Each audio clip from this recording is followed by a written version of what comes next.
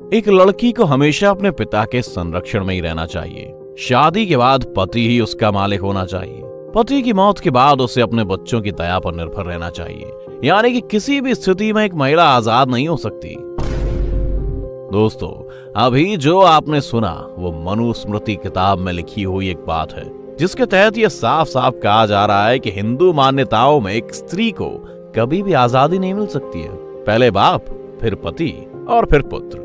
उसे हमेशा इन लोगों के भीतर ही रहकर अपने जीवन का निर्वाह करना चाहिए। ये तो सिर्फ एक बात है जो इस किताब में लिखी हुई है और जिसे आज भी लोग हिंदू मान्यताओं में मान रहे हैं। ऐसी ना जाने कितनी बातें हैं जो मनुस्मृति में लिखी हुई हैं, जिस पर आए दिन हमारे समाज में विवाद होता रहता है। तो आखिर वो क्या वजहें हैं जो इस किताब को इतना विवादास्पद बनाती हैं, और क्या वजह थी जिस कारण इस किताब को लिखा गया था, और क्या सच में ये किताब आज के समाज के लिए उपयोगी साबित हो सकती है?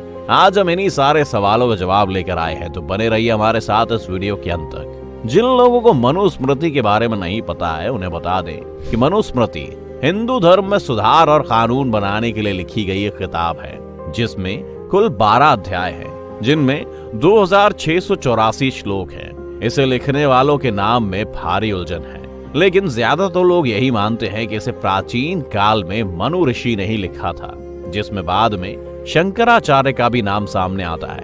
इस किताब के बारे में कहा जाता है कि किताब 12,234 वर्ष पुरानी है। आइए बताते हैं कि इसे लेकर विवाद क्यों है। असल में इस किताब का सारा विवाद इस बात पर है कि पूरी किताब एक तरह से महिलाओं को कंट्रोल में रखने के लिए लिखी गई है, जिसमें सारे अधिकार पुरुषों को ही दिए गए हैं। मनुस्मृति का 15वां कायदा कुछ इस तरह है कि पुरुषों के प्रति चाहत, जल्दी बदल जाने वाले मन और स्वाभाविक भाव ना होने के कारण अपने पति के प्रति महिलाएं दगाबाज हो सकती हैं। इसलिए उन्हें बेहद संभाल कर या निगरानी में रखा जाना चाहिए।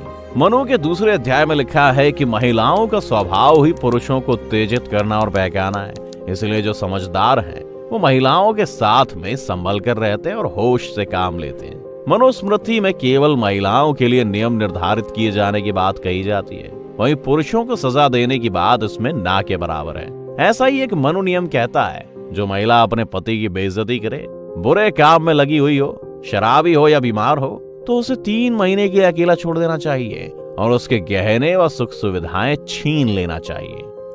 ग्रंथ के तीसरे अध्याय में कहा गया है कि जब ब्राह्मण भोजन कर रहे हो उस समय उन्हें किसी सुअर, मुर्गे, कुत्ते, हिजड़े या किसी जवान महिला को देखना भी नहीं चाहिए। इस कहे को अगर आप गौर से देखें तो आप पाएंगे कि मनुस्मृति का ये कथन एक तरह से ये कह रहा है कि कहीं ना कहीं उस समय स्त्री को मनुष्य की तरह भी नहीं समझा जाता था।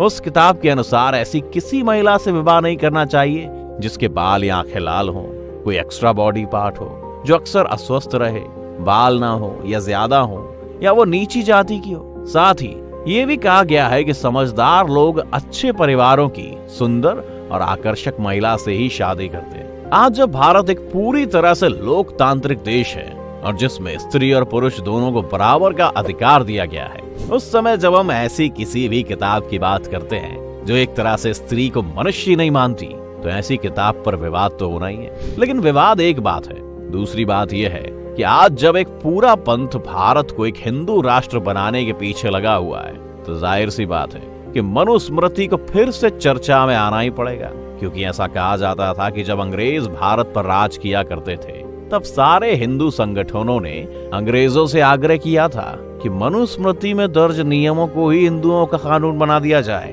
और तभी से माना जाता है कि जब भी भारत को एक हिंदू राष्ट्र के तौर पर देखा जाएगा, तो मनुस्मृति ही उस राष्ट्र का कानून होगा। अब अगर स्त्रियों से हटकर भी इस किताब को एनालाइज किया जाए, तो इस किताब के अनुसार ब्राह्मण ही सर्वश्रेष्ठ है और वो हिंदू वर्ण व्यवस्था में सबसे ऊपर आते हैं। इस कारण इस समाज को चलाने का जो सारा अधिकार होना चाहिए वो ब्राह्मणों के हाथ में होना चाहिए, और साथ ही साथ इस वर्ण व्यवस्था में सबसे नीचे आने वाले जाति के लोगों को इस समाज में किसी भी मुख्य अधिकार और पूजा पाठ से वंचित रखने को कहा गया है। स्त्रियों के बाद इस तरह की वर्ण व्यवस्था के कारण इस किताब को भारत की आजादी के पहले से ही घृणित नजरों से देखा जाता रहा है, क्योंकि देश में मौजूद तथाकथित छोटी जाति के लोगों को इसी किताब के नियमों के तहत ट्रीट किया जाता था। अंबेडकर ने अपने कई सारे निबंधों में इस किताब की निरर्थकता पर बहुत कुछ लिखा है, जो उस समय मनुस्मृति को मानने वाले लोगों को बहुत बुरा लगा था। अब अगर आप सोच रहे होंगे कि क्या मनुस्मृति कोई हिंदू धर्म ग्रंथ है, तो आपको बता दें कि पुस्तक किसी भी तरह से किसी धर्म ग्रंथ की कैटेगरी में नहीं आती, बल्कि इसका समस्त लेखन सिर्फ इसी ओर इशारा करता है कि हमारा समाज कैसा है। इसके साथ ही साथ अगर हम इस बात पर गौर से देखें तो हम पाएंगे कि इस किताब को लिखने के पीछे एक कारण था।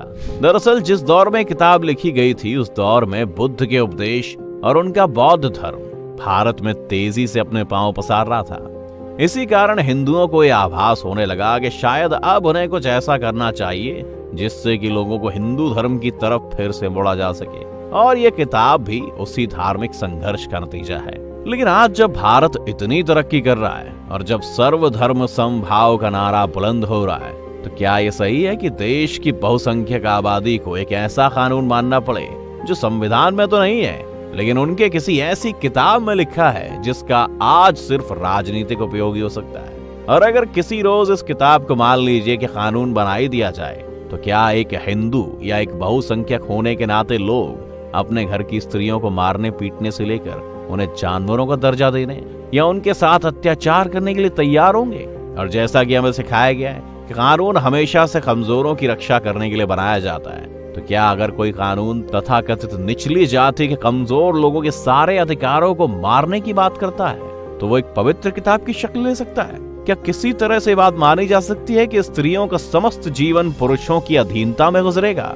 और क्या ये किसी भी तरह सही हो सकता है? क्या आज देश का समाज कर्म पर नहीं बल्कि अपनी पैदाइश पर बांटा जा रहा हो? आपको क्या लगता है कि मनुस्मृति में लिखी बातें क्या हमारे समाज के लिए सही हैं? आप हमें कमेंट करके बता सकते हैं। अगर आज की वीडियो आपको पसंद आई हो तो इसे लाइक करने के साथ साथ अपने दोस्तों और रिश्तेदारों के साथ शेयर जरूर कर दें।